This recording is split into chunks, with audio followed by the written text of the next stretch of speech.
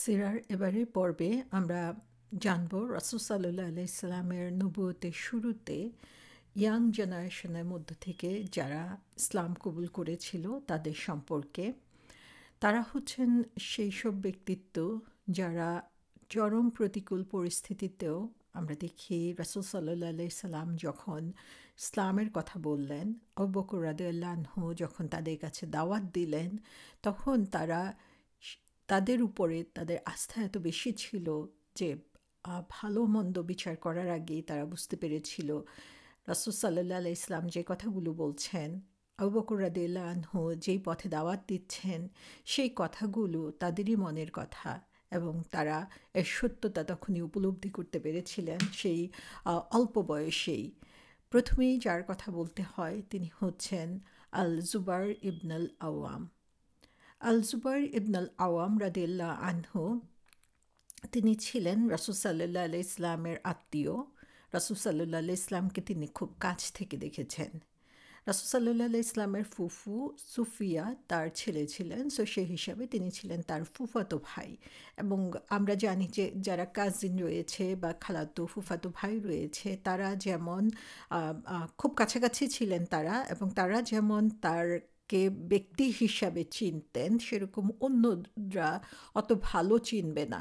এবং তারা ছোটকাল থেকেই রাসূল সাল্লাল্লাহু আলাইহি ইসলামের আশেপাশেই ছিলেন, তাদের সাথেই বড় হয়ে তার কাছে থেকেই বড় হয়েছেন। সো রাসূল সাল্লাল্লাহু আলাইহি ইসলামের ব্যক্তিত্বের একটা বিরাট প্রভাব তার উপরে ছিল।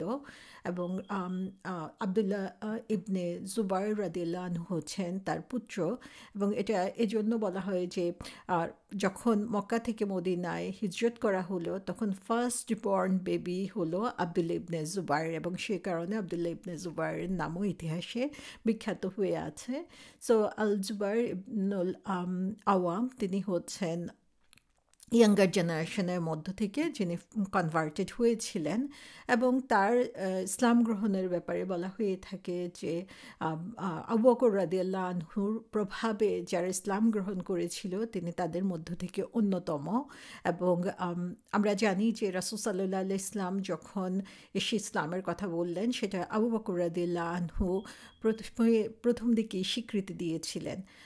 প্রথম মহিলা হিসাবে খাদিজা রাদিয়াল্লাহু আনহা মুসলিম হয়েছেন। প্রথম অ্যাডাল্ট পুরুষ হিসাবে আবু বকর রাদিয়াল্লাহু আনহু ইসলাম গ্রহণ করেছিলেন। আবার আমরা যদি ইয়াং জেনারেশন বা বাচ্চাদের মধ্য থেকে চিন্তা করি তাহলে আলী রাদিয়াল্লাহু আনহু ছিলেন প্রথম ইয়াং গ্রুপের মধ্য থেকে যিনি হচ্ছেন রাসূল সাল্লাল্লাহু আলাইহি ইসলামের কথার উপরে বিশ্বাস স্থাপন করেছিলেন। আল জুবাইর ইবন আল আওয়াম রাদিয়াল্লাহু আনহু হচ্ছেন আলী রাদিয়াল্লাহু আনহু এর সমবয়সী। এবং যখন আলী রাদিয়াল্লাহু আনহু ইসলাম কবুল করেন ঠিক তার কিছুদিনের মধ্যেই আবু বকর রাদিয়াল্লাহু আনহুর দাওয়াতে তিনি ইসলাম কবুল করেন। এবং এটা বলা হয় যে পুরুষদের মধ্য থেকে 4 নাম্বার বা 5 নাম্বার ছিলেন হচ্ছে জুবাইর ইবন আল আওয়াম রাদিয়াল্লাহু আনহু। এবং আলী রাদিয়াল্লাহু আনহু জুবাইর ইবন আল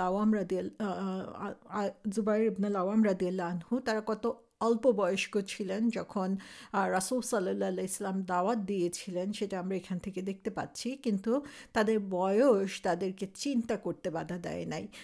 আমরা এই বয়সের যেমন 10-11 বছরের বাচ্চাদেরকে আমরা চিন্তা করি যে তারা কিছুই বুঝতে পারে না, কিন্তু আল্লাহ সুবহানাহু ওয়া তাআলা যাদের মনকে ওপেন করে দেয়, যাদের দৃষ্টিশক্তিকে বুঝার ক্ষমতা দেয়, তাদের জন্য আমরা দেখি যে এই বয়সেও তারা সত্য এবং মিথ্যার মধ্যে প্রভেদ করতে শিখেছিল। এবং যেই সমাজে তারা বড় হয়েছিল সেখানে তারা এটা উপলব্ধি করতে পেরেছিল যে রাসূল সাল্লাল্লাহু আলাইহি ইসলাম যে দিনের দাওয়াত দিচ্ছেন সেটাই তাদের জন্য উপকারী এবং কল্যাণকর। জুবাইর ইবন আল আওয়াম রাদিয়াল্লাহু আনহুর জীবন ইতিহাসের দিকে আমরা যদি তাকাই তাহলে দেখব যে যারা হচ্ছে আবিসিনিয়াতে হিজরত করেছিল মক্কা থেকে, তাদের মধ্য থেকে সেখানে 15 জন মানুষ হচ্ছে প্রথম হিজরত করেছিলেন। সো ফার্স্ট হিজরতকারী 15 জনের মধ্যে জুবাইর রাদিয়াল্লাহু আনহু ছিলেন একজন। এবং যখন তিনি আবিসিনিয়ায় ছিলেন তখন নাজাশী যিনি হচ্ছেন সেখানকার রাজা ছিলেন তার বিরুদ্ধে একটা বিদ্রোহ ঘোষণা করা হয়। এবং সেই বিদ্রোহের আমরা জানি যে নাজাশী কী করেছিল, তখন মুসলমানদেরকে আশ্রয় দিয়েছিল। এবং যখন নাজাশীর বিরুদ্ধে বিদ্রোহ হলো তখন মুসলমানরা একটা ক্রিটিক্যাল সিচুয়েশনের মধ্যে পড়ে গিয়েছিল যে যদি এখন নাজাশির কিছু হয় বা তার প্রতিপক্ষ বিজয়ী হয়ে যায় তাহলে মুসলমানরা হচ্ছে একটা সংকটাপূর্ণ অবস্থার মধ্যে পড়ে যাবে, যে তাদের সেখানে অবস্থানটা নিরাপদ হবে না এবং তখন তারা কি করবে সেটা নিয়ে তারা চিন্তিত ছিল। এবং সে কারণে মুসলমানরা কি করলো যে জুবাইর রাদিয়াল্লাহু আনহুকে পাঠালেন খবর সংগ্রহ করার জন্য যে নাজাশি সাথে যে বিদ্রোহ হচ্ছে বা যুদ্ধ হচ্ছে সেই যুদ্ধে কি ঘটনা ঘটে বা সেটার আপডেট কি জানার জন্য। জুবাইর রাদিয়াল্লাহু আনহু সেই নীল নদীতে সাঁতার কেটে সেখানে পৌঁছেন এবং যতক্ষণ পর্যন্ত যুদ্ধ চলে ততক্ষণ পর্যন্ত তিনি সেখানে অপেক্ষা করতে থাকেন এবং যখন দেখলেন যে নাজাশি তার বিরুদ্ধ পক্ষকে পরাজিত করেছে তখন তিনি এসে মুসলমানদেরকে তার বিজয়ের খবর দেন। সো এখান থেকে আমরা দেখি যে সাঁতার কেটে যে খবর সংগ্রহ করার জন্য তিনি সেখানে অবস্থান করেন এবং মুসলমানদের নিরাপত্তার দিকটা সুনিশ্চিত করে তারপরে তিনি আবার ফিরে আসেন। জুবাইর রাদিয়াল্লাহু আনহু যখন মক্কাতে ফিরে আসলেন আবিসিনিয়া থেকে, যখন মানুষ এক ধরনের রিউমার বা গুজব ছড়িয়েছিল যে মক্কার লোকজন ইসলাম কবুল করে নিয়েছে এবং তারা এখন আর অত্যাচার করছে না যারা মুসলিম হচ্ছে তাদের উপরে, তখন তিনি হচ্ছেন মক্কায় ফিরে আসেন। কিন্তু যখন মক্কায় ফিরে আসেন তখন দেখা গেল যে সেখানে সেই পরিস্থিতি আসলে তাদের অনুকূল ছিল না, তাদের প্রতিকূলে ছিল এবং সেখানে তখনও মুসলমানদের উপরে তীব্র নির্যাতন চালানো হচ্ছে এবং যেই ফলস ইনফরমেশন পেয়ে তারা আসছিল কিন্তু তাদের আর ফিরে যাওয়ার কোনো উপায় ছিল না। সো সেই সময়ে আমরা দেখি যে তিনি অবস্থান করেছেন মক্কাতে এবং তিনি একজন হাফিজ ছিলেন, যে কোরআনের যে অংশই আসতো তিনি সেটাকে মুখস্থ করে নিতেন এবং তিনি আবু বকর রাদিয়াল্লাহু আনহু, আব্দুর রহমান ইবনে আউফ রাদিয়াল্লাহু আনহু, তালহা ইবনে ওবায়দুল্লাহ রাদিয়াল্লাহু আনহু, সাদ ইবনে আবি আক্কাস রাদিয়াল্লাহু আনহু তাদের সাথে হাফিজ হিসাবে যে দায়িত্ব সেই দায়িত্ব তিনি পালন করেছিলেন। অর্থাৎ এই যে নামগুলো আমরা শুনলাম এখন, এই প্রত্যেকটা নামই হচ্ছে ইতিহাসে বিখ্যাত হয়ে আছে রাসূল সাল্লাল্লাহু আলাইহি ওয়াসাল্লামের সিরার মধ্যে এবং জুবাইর রাদিয়াল্লাহু আনহু ছিলেন তাদেরই একজন, তাদেরই একটি অংশ। সো জুবাইর রাদিয়াল্লাহু আনহু মদিনাতে হিজরত করেন, মক্কা থেকে মদিনাতে হিজরত করেন 622 খ্রিস্টাব্দে এবং সেখানে তিনি ফার্স্ট আল মুনজির ইবনে মুহাম্মদ রাদিয়াল্লাহু আনহুর সাথে অবস্থান করেন এবং সেখানে তিনি বিভিন্ন জনের সাথে তার ব্রাদারহুড বা যে ভ্রাতৃত্বের সম্পর্ক সেটার ব্যাপারে কিছু কন্ট্রোভার্সি রয়েছে, তবে বলা হয়েছে যে আব্দুল্লাহ ইবনে মাসুদ, তালহা, কাব ইবনে মালিক, সালামা ইবনে সালামা তাদের সাথে তার ব্রাদারহুড গড়ে উঠতে পারে সেই সময়ে, বা তাদের সাথে শেয়ার যে অপশন ছিল তাদের সাথে একত্রে থাকার, সেই ব্যাপারে হচ্ছে বিভিন্ন ধরনের মতামত এসেছে কিন্তু তাদের সাথে তিনি ছিলেন সেই ব্যাপারে জানা গিয়েছে। এবং জুবাইর রাদিয়াল্লাহু আনহু একজন ব্যবসায়ী ছিলেন এবং ব্যবসার কারণে তিনি হচ্ছে প্রথমেই হচ্ছে সেই ব্যবসার কাজে জড়িত হয়ে যান যখন তিনি হিজরত করেন এবং সেটা থেকেই তিনি পরবর্তীতে অনেক উন্নতি লাভ করেন। জুবাইর রাদিয়াল্লাহু আনহুর একটা স্পেশাল দিক যেটা, যে কারণে তিনি সবচেয়ে বেশি বিখ্যাত হয়ে আছেন, সেটা হচ্ছে তিনি হচ্ছেন রাসূল সাল্লাল্লাহু আলাইহি ওয়াসাল্লাম যাদের জীবদ্দশায় জান্নাতি সুসংবাদ দিয়েছেন সেরকম 10 জনের একজন হচ্ছেন জুবাইর রাদিয়াল্লাহু আনহু। আল্লাহ সুবহানাহু ওয়া তাআলা তাদের উপরে রহম করুন যে আমরা সবসময় স্ট্রাগলের মধ্যে রয়েছি, যদিও আমরা সবসময় জান্নাতে যেতে চাই কিন্তু তারা হচ্ছেন সেই ধরনের মানুষ যাদেরকে রাসূল সাল্লাল্লাহু আলাইহি ওয়াসাল্লাম দুনিয়াতেই সুসংবাদ দিয়ে দিয়েছেন এবং দুনিয়াতে থেকেই তারা জেনেছেন যে তারা যে কাজ করেছেন, তারা যে স্যাক্রিফাইস করেছেন, তারা যেভাবে আল্লাহ এবং তার রাসূল সাল্লাল্লাহু আলাইহি ওয়াসাল্লামের সন্তুষ্টির জন্য কাজ করেছেন সেটা আল্লাহ সুবহানাহু ওয়া তাআলার কাছে পছন্দনীয় হয়েছে, আল্লাহ সুবহানাহু ওয়া তাআলা সেটা গ্রহণ করেছেন এবং সে কারণে তারা দুনিয়াতেই সেই সুখবরটা পেয়ে গিয়েছেন।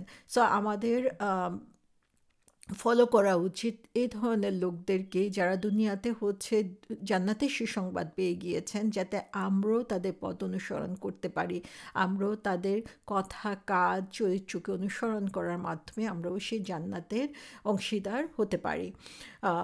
জুবাইর ইবনে আওয়াম আনহুর ব্যাপারে বলা হয়েছে যে তিনি 6টা বিশেষ ইভেন্টে যোগদান করার তার সুযোগ হয়েছিল এবং সেই কারণে তিনি গৌরবান্বিত ছিলেন। একটা হচ্ছে মক্কা থেকে মদিনাতে তিনি সমস্ত কিছু, তিনি ব্যবসায়ী ছিলেন, ধনী ব্যক্তি ছিলেন, কিন্তু সমস্ত কিছু মক্কাতে ফেলে রেখেই তিনি মদিনাতে হিজরত করেছিলেন।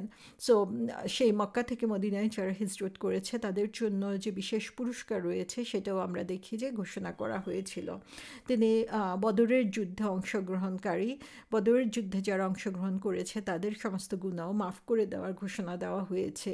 তিনি ওহুদের যুদ্ধে অংশগ্রহণকারী, তিনি হামরাল আসাদ যুদ্ধে অংশগ্রহণ করেছেন, তিনি খন্দকের যুদ্ধে অংশগ্রহণ করেছেন এবং সেখানে রাসূল সাল্লাল্লাহু আলাইহি সাল্লাম তাকে স্পেশালি উপাধি দিয়েছেন হাওয়ারি হিসাবে, যে সব নবীর সময়ে হাওয়ারি ছিল, তার সঙ্গী ছিল। এবং জুবাইর ইবন আওয়াল রাদিয়াল্লাহু আনহু হচ্ছেন রাসূল সাল্লাল্লাহু আলাইহি সাল্লামের সেরকম একজন সঙ্গী। এবং হুদায়বিয়ার সন্ধির আগে যেই শপথ তিনি নিয়েছিলেন সাহাবাদের কাছ থেকে, সেখানেও জুবাইর রাদিয়াল্লাহু আনহু ইনভলভ ছিলেন। এছাড়া জুবাইর রাদিয়াল্লাহু আনহু সম্পর্কে ওভারঅল আমরা যদি জানতে চাই তাহলে জানতে পারি যে তিনি মিডিয়াম হাইটের একজন মানুষ ছিলেন। তিনি শুকনো পাতলা ছিলেন, খুব মোটা ছিলেন না, এবং তার গায়ের চামড়া ছিল ডার্ক, এবং তার অল্প চুল ছিল, সারা গায়ে অনেক চুল ছিল এবং অল্প দাড়ি ছিল। এবং তার যে চুল, সেই চুল হচ্ছে তার কাঁধ পর্যন্ত লম্বা ছিল, এবং যখন সেগুলো হোয়াইট হয়ে গিয়েছে তার বার্ধক্য অবস্থায়, তখনও সেগুলোকে তিনি কালার করেন নাই বা সেগুলো চেঞ্জ করেন নাই।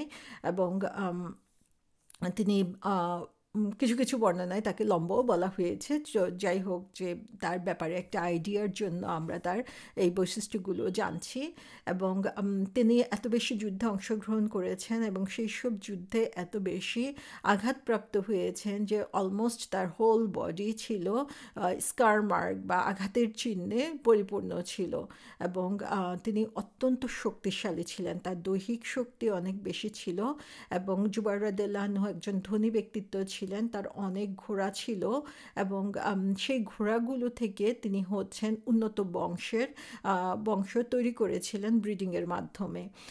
তার অনেক সম্পত্তি ছিল, অনেক দাস ছিল, এবং তিনি একজন বিরাট ধনী ব্যক্তি ছিলেন। কিন্তু সেই ধনী হওয়ার কারণে যে তিনি সংকীর্ণ মনের অধিকারী ছিলেন এরকম না, বরং তিনি অনেক দানশীল ছিলেন।